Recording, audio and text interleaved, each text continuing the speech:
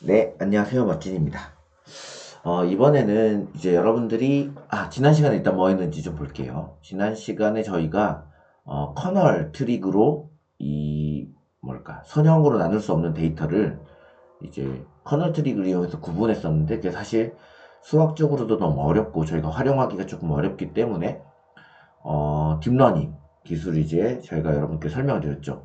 이 피처를 두 가지 있는 피처를 뭐 여러 가지 피처로 만든 다음에 비선형을 거치고 비선형 뭐 이런 시그모이드나 뭐 이런 것들을 거치고 나서 또 깊게 이렇게 쭉 쌓는 방법을 알려드렸고 체인룰에 의해서 역전표가 어떻게 되는지에 대해서도 설명을 해드렸고 이제 업데이트 되는 것까지 영상을 보여드렸습니다. 그러면은 네, 이렇게 그리고 마지막으로 사실 저희가 이렇게 어렵게 만들어 쓰는 게 사실 좀 힘들잖아요. 그러니까 텐서플로우나 파이토치 같은 이런 이런 프레임워크들을 사용해서 쉽게 학습할 수 있는 방법까지 잠깐 배워봤습니다. 이 부분은 이제 여러분들이 이제 사실 인공지능에 관심 있으면 이 부분이 제일 관심 있을 텐데 이 부분은 이제 강의들이 많이 있으니까 거기 부분에서 이제 들으시면 좀 더 좋을 것 같습니다. 자, 여기까지 하고 오늘은 여러분들에게 제가 이제 부록 느낌으로 알려드린다고 했는데 일단은 네, 여러분들이 이제 좀 만나보면 제일 많이 듣게 되는 게 이제 뭐 분포 이런 거를 많이 들을 거예요. 확률 뭐 맥시멈 라이클리우드 확률값이 최대한다 뭐 이런 말들을 많이 들을 텐데 그 중에 가장 많이 등장하는 게 이 정규 분포라는 분포입니다. 이 정규 분포. 이 정규 분포가 어떻게 생겼냐면 여러분들이 그 고등학교 때 배우려나요? 고등학교 때 배우면 이 정규 분포 이 식 F라고 할까요? 이 식은 평균과 분산에 의해서 이루어지는데요.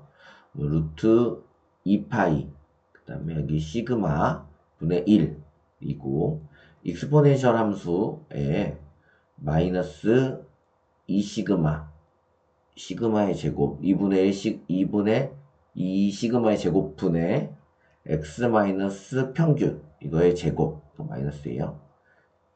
이런 형태가 정규 분포입니다. 이것을 한번 그려볼까요? 여러분들 이게 뭐 이 수식이 어떻게 생겼는지 일단 그려보면 좀 좋을 것 같아요. 그려보면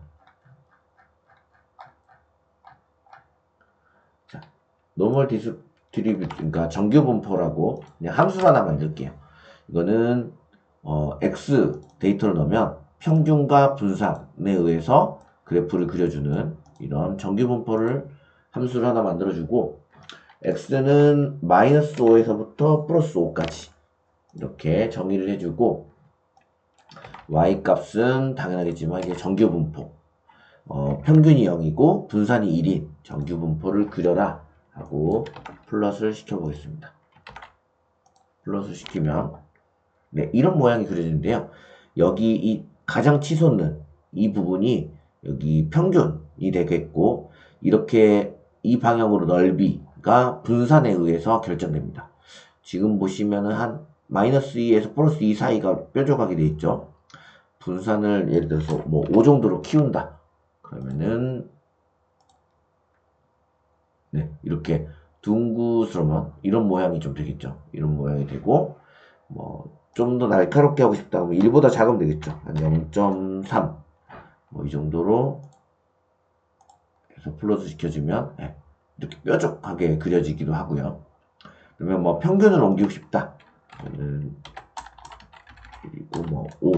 평균이 5에서 그려지도록 하면 5는 지금 여기가 안 되겠다. 2 정도에서 그려지게 하면 네, 평균이 2에서 이렇게 치솟는 그래프고요. 이 그래프는 이제 PDF 그러니까 확률 밀도 함수이기 때문에 이 모든 영역을 이 그래프가 그리는 아래 이 모든 영역의 넓이의 합을 구하면 1이 될 겁니다. 이런 함수가 이제 정규 분포라는 함수고요. 제가 근데 이제 이것들 이제 저희가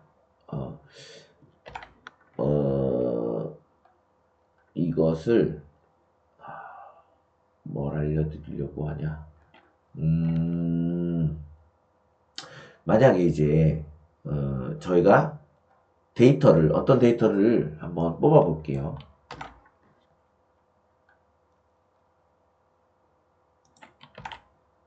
네, 어떤 데이터를 뽑아 볼게요. 마이너스 10에서부터 플러스 10 사이 어떤 값인데, 이게 이런 y는 x 더하기 노이즈라는 이렇게 y는 ax 이런 그래프라고 가정을 할게요. 이 그래프를 저희가 평균이 yp, 그러니까 저희가 0.5 yp를 여기 w를 0.5라고 착각을 하고 계산을 하면, 이것을 그려볼게요. w를 0.5라고 계산하면 뭐 이런 그래프가 그려질 거예요. 근데 이런 그래프에 뭐랄까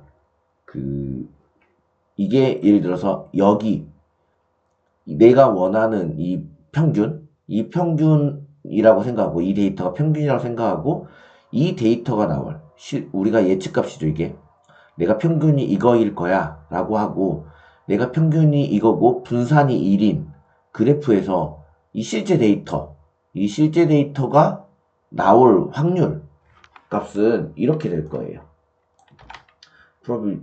probability는 내가 어떤 실제 값, 우리 이거 정규분포식이랑 똑같고요. 내가 이 정규분포 값에서 내가 이게 평균일 확률은 얼마가 될 것인가 계산해 보면 이렇게 될 거고, 예를 들어서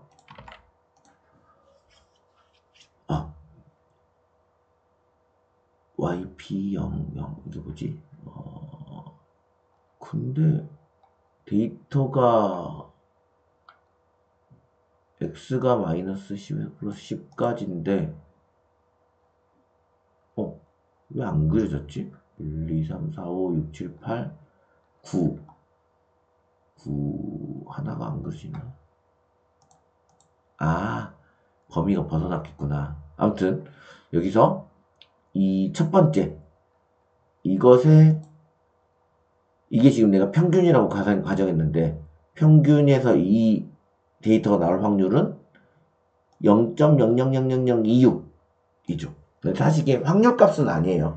이 그래프가 여기 예를 들어서 이거잖아요. 여기서 평균이 이건데 데이터 실제 이 값이 나올 확률은 이 값을 읽으면 되는 게 사실 아니죠. 왜냐면 이거는 PDF, 그러니까 확률 밀도 함수이기 때문에 사실은 이 좁은 구역을 구해가지고 넓이를 구해주는 게 맞는데, 그냥 뭐 저희는 이게 확률값이다 라고 그냥 가정하고, 확률값 아니긴 해요. 이거 여러분 확률값이라고 착각하면 안 됩니다. 나중에 혼란이 올 수도 있습니다. 이건 좀 잘 아시고, 그럼 이제 이것을 모든 데이터에 대해서 계산을 해주면 이렇게 되겠죠. 최종 확률은 엄청 이렇게 작게 계산될 거예요. 최종 확률이 아니라고 말씀드렸습니다. 이것의 로그 값을 치환하면 다 더하기로 바뀌겠죠. 그래서 어떤 이런 값이 나올 거고, 그래서 이것들을 계산해 보면 결국은 우리가 민 스퀘어드 에러에 도달하거든요. 결국은 우리가 예를 들어서 어떤 값이라고 하면은 시그마 루트 2파이분의 1, 여기에 익스포넨셜 마이너스 2 시그마 제곱분의, 그다음에 내가 실제 값, 여기가 실제 값이고요. 실제 값 y라고 할까요? y 빼기 내가 평균이라고 생각하는 y 프레딕 값, 이거의 제곱. 이게 저희가 말하는 이제 예를 들어서 내가 데이터가 이게 평균이라고 생각하고 이런 그래프를 그렸는데, 여기에 실제 데이터가 찍힐 확률 값이 이렇게 나오겠죠. 이게 모든 거에 대해서 하니까 이것에 다 곱으로 써질 거예요. 그렇죠. 이 데이터 가진 거에 곱으로 써질 거고, 이것을 다 로그를 붙여주면 다 합으로 바뀔 거고요. 로그 이거 더하기 로그 이거 더하기 될 건데, 여기 이 값 상수죠. 시그마가 고정이라면 상수고 이것도 상수죠. 여기 로그 붙여주면 마이너스 y 플러스 y 마이너스 yp 이거의 제곱 더하기 마이너스 y 마이너스 yp 이게 1이라고 하면 이게 2가 되겠죠. 이거의 제곱 이렇게 쭉 될 거고 우리가 원하는 건 이 다 더한 것들의 맥시멈 값을 원하는데 여기에 마이너스를 붙여서 미니멈을 시켜도 되겠죠. 미니멈 시키면 되고 마이너스를 붙이면 결국은 시그마 i는 1부터 n까지 y 마이너스 i 마이너스 yp의 i 이거의 제곱 이게 근데 우리가 원하는 민스퀘어드 에러다. 그래서 민스퀘어드 에러가 왜 나왔는지까지 여러분들께 설명을 드릴 수 있을 것 같습니다. 자, 여기까지 그러면 설명을 드렸고 이게 이제 맥시멀 라이클리후드 방법이죠. 제가 바이너리 크로스 엔트로피 로스 구할 때도 이렇게 구했었습니다. 근데 저희가 이제 여러분들이 나중에는 이 멀티 베리어블 노멀 디스트리뷰션도 배워야 돼요. 이거는 어떻게 생각하는지 한번 볼게요. 일단 이건 어떤 거냐면 이쪽 방향으로도 0에서부터 이렇게 0에서 분산이 이렇게 그려진 그 그래프고요. 이쪽 방향으로 바라볼 때도 이게 0에서부터 이렇게 정규 분포 모양을 두 개가 합쳐진 모양이라고 생각하면 됩니다. 그래서 멀티 베리어블이라고 하고요. 이게 첫 번째 이거의 평균, 첫 번째 x1 피처의 평균, 이게 x2의 피처 여기죠. 여기의 평균. 그 다음에 이게 이제 분산, 이게 분산 각각 분산들이고요. 이 중간에 있는 이 값, 이게 공분산이라고 해서 x1 피처와 x2의 상관관계를 나타내는 분산값입니다. 자, 그러면 이걸 좀 바꿔가면서 그래프를 좀 그려볼게요. x를 뭐 예를 들어서 상관관계가 뭐 1.5 정도 된다. 이 그래프를 한번 그려보도록 하겠습니다. 그러면 네, 보시면은 그 x축 방향으로는 마이너스 3에서 3까지 이렇게 좀 분포가 좀 원래 있던 대로 분포했고요. x2 방향으로 보시면 마이너스 6에서부터 플러스 6까지. 왜냐면 분산을 키웠거든요, 제가. 이쪽 분산을 키웠으니까. 이렇게 분산이 커진 거 보시고. 그 다음에 두 개의 상관관계가 1.5다. 양의 상관관계이기 때문에 플러스 방향으로 이렇게 돌아간 걸 보실 수 있습니다. 이게 이제 여러분들이 보시는 멀티베리어블 가우시안, 그러니까 노멀 디스트리뷰션입니다. 자, 근데 이 데이터를 x1 방향으로 다 프로젝션 시키는 걸 마지널 디스트리뷰션이라고 합니다. 마지널. 그러니까 x1 방향으로 이 모든 데이터를 투영을 할 수는 있겠잖아요.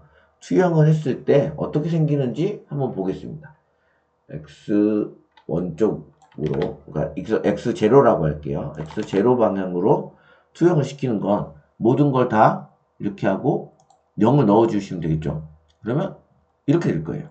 보시면 이 데이터가 쭉 다 투영돼서 여기 이렇게 분포했다고 보시면 되고, 이런 모양이 되니까 우리가 흔하게 하는 정규 분포 모양이랑 거의 유사한 걸 보실 수 있죠. 정규 분포가 됩니다. 실제로도. 실제로 마지널 하면 정규 분포의 모양은 이거, 평균 이거, 그 다음에 분산은 이거를 따르는 정규 분포가 됩니다. 그러면 x1으로 마지널 시키는 건 어떻게 될까요? 뭐 똑같겠죠, 당연히. 여러분들 보시면 x1으로 하면 이제 방금 보셨듯이 마이너스 6에서부터 플러스 6까지 방향으로 이제 데이터가 투영될 거고, 이런 평균이 0인 이런 분포가 될 겁니다. 이거는 어떤 거냐? 평균 이거 x2 이게 평균이고요. 그다음에 이게 분산 이런인 데이터가 얻어집니다. 자, 마지널 시키면 결국은 마지널도 정규 분포에 따른다 라는 걸 알 수 있는데, 자, 여기서 이제 한 가지만 더, 이제 우리가 마지널을 할 때는 쉽게 이제 그 분포를 예측할 수가 있어요. 이 모양을 알고 있으니까. 이 모양 알고 있을 때 여기서 이거 가져오면 되고, x2 방향은 이거랑 이거 가져오면 됩니다. 그러면 모양을 바로 예측을 할 수가 있는데, 이제 예를 들어서 이것을 복사를 한번 해볼게요.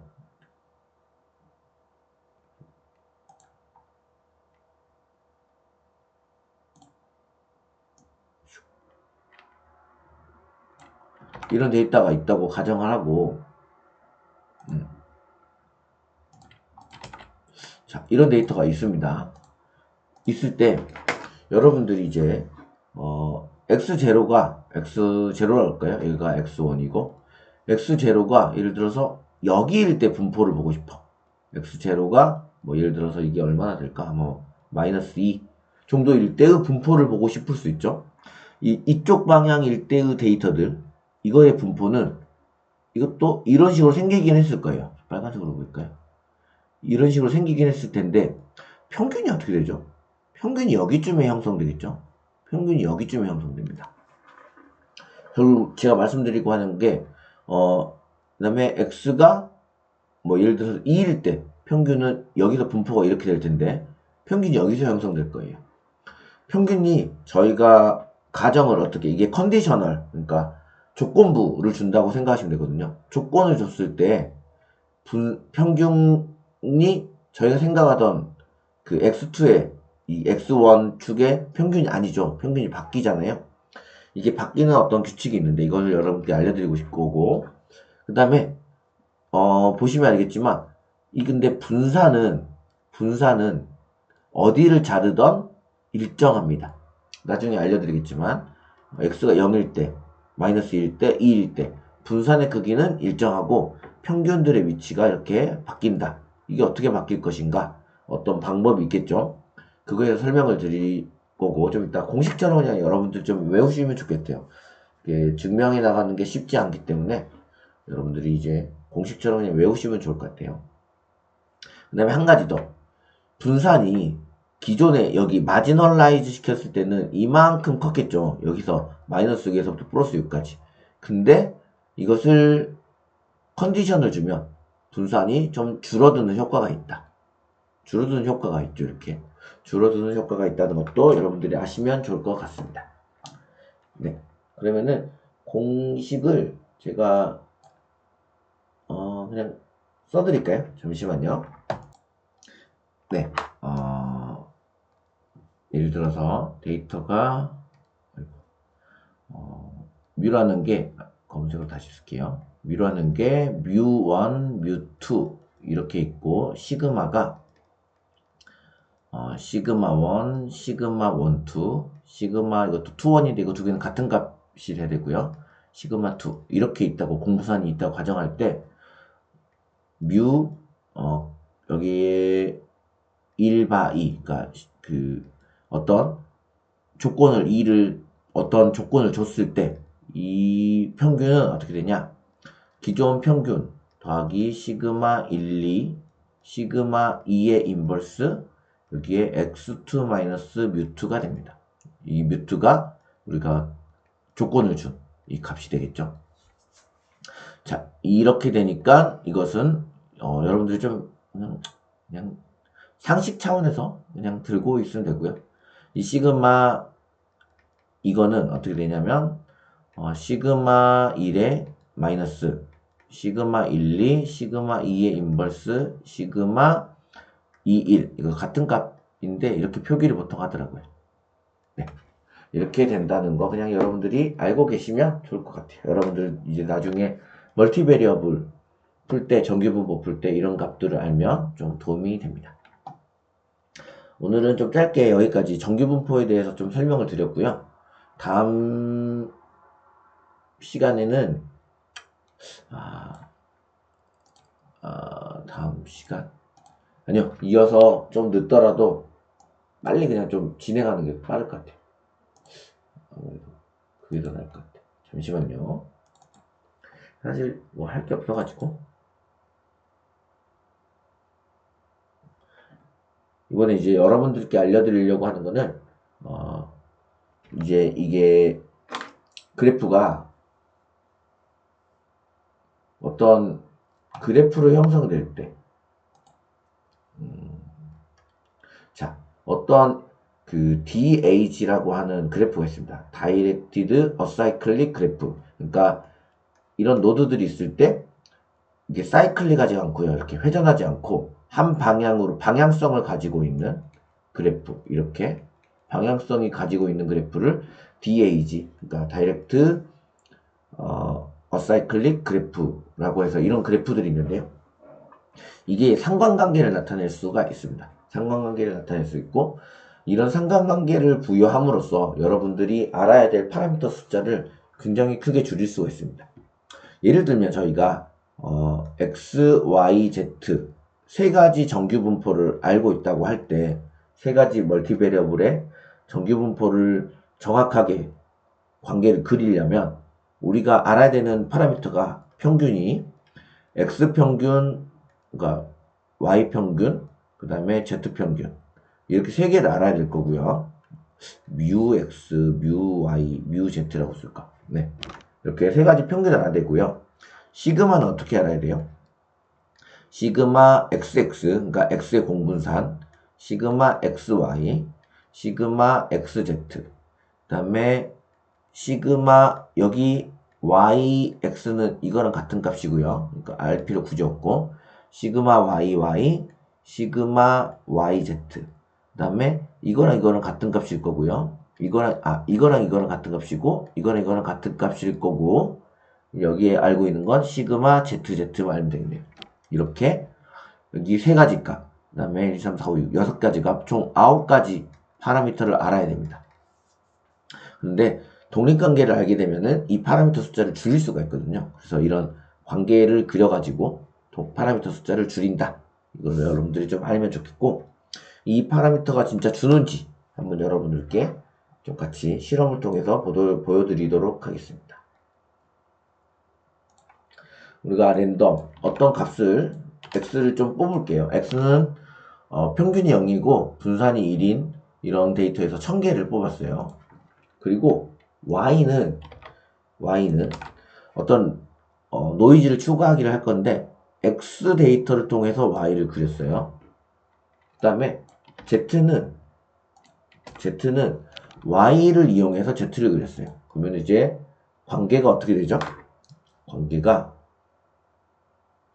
DAG를 그리면 여러분 상상하겠지만 어떤 x를 구하고 그 다음에 x를 이용해서 y를 구하고 그 다음 y를 이용해서 z를 이렇게 그렸어요. 그러면 이때 여러분 x랑 y랑 상관관계가 있어 보이세요? 상관관계가 있는지 없는지 그려보면 알겠죠? 한번 그려볼게요.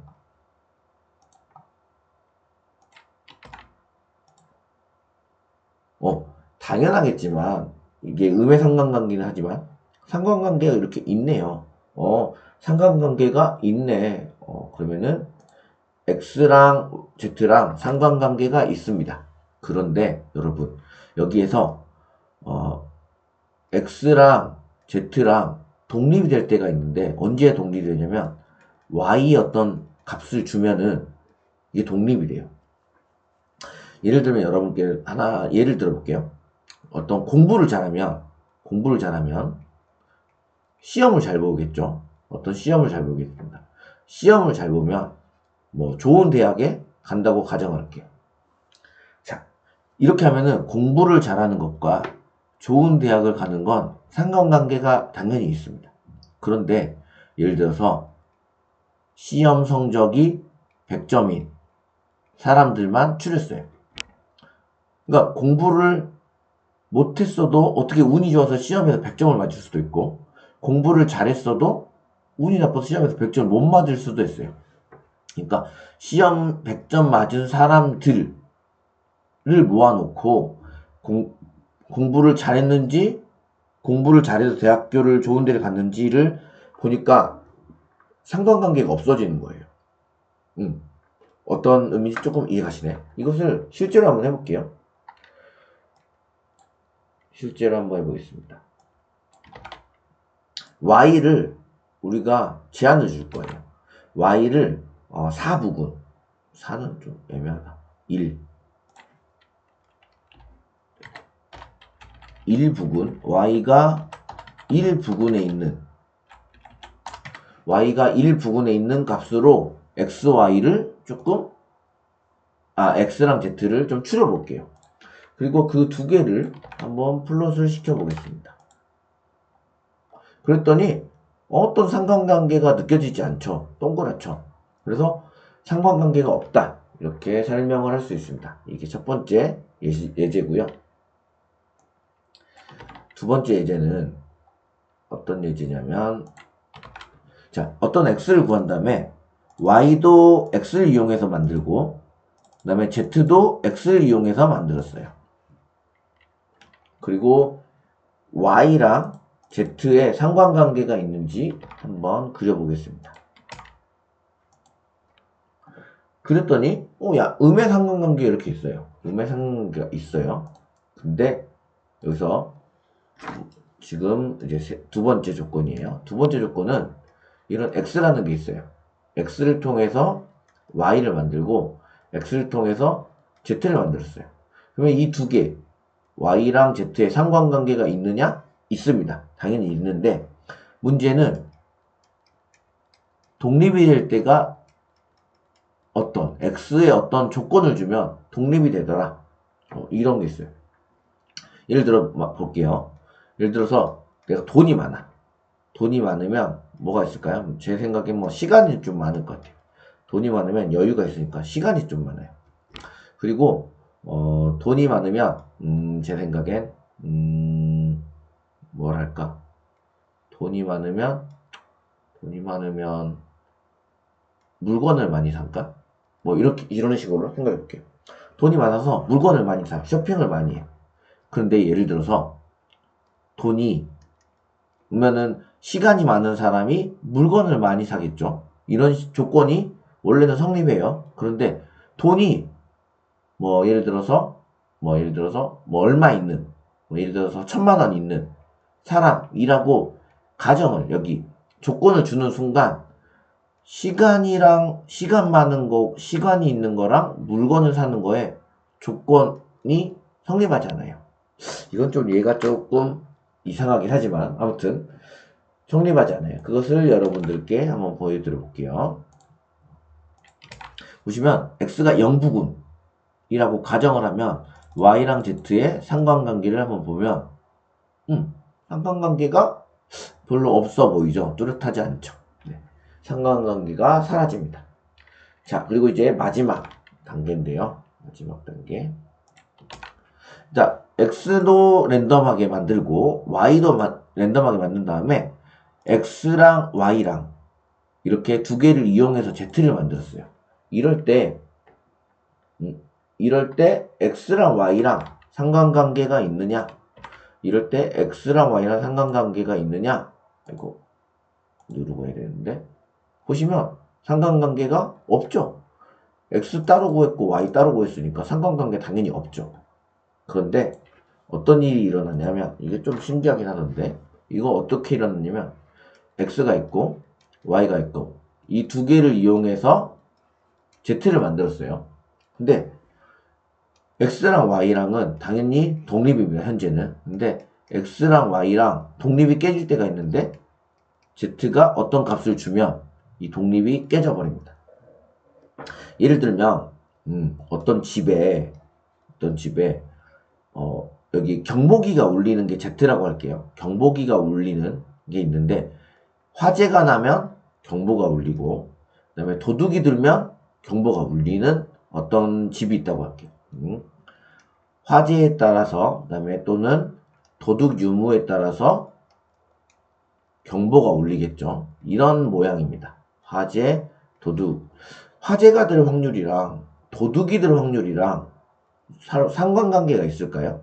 뭐 상관관계가 당연히 없겠죠. 없습니다. 근데 여기에 조건을 주면, 경보가 울렸다고 조건을 주면, 예를 들어서 경보가 울렸어요. 일단 경보가 울리고 나면, 울렸다고 조건을 주는 순간 실제 화재가 났어요. 그러면 도둑이 될 확률이 어떻게 되죠? 이 화재 때문에 경보가 울렸을 확률이 높으니까 도둑이 들었을 확률은 굉장히 낮아져요. 반대로 경보가 울렸는데 도둑이 들면 화재가 났었을 가능성은 굉장히 낮아져요. 둘의 상관관계가 생겨버려요. 그래서 이걸 여러분들께 보여드리면, 원래 두 개는 이렇게 독립인 것처럼 보이는데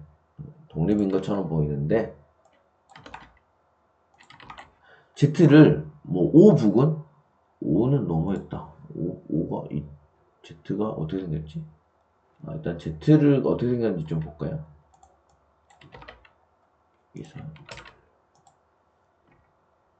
Z가 뭐 이렇게 생겼네요. 그러면 O 부근도 괜찮겠네.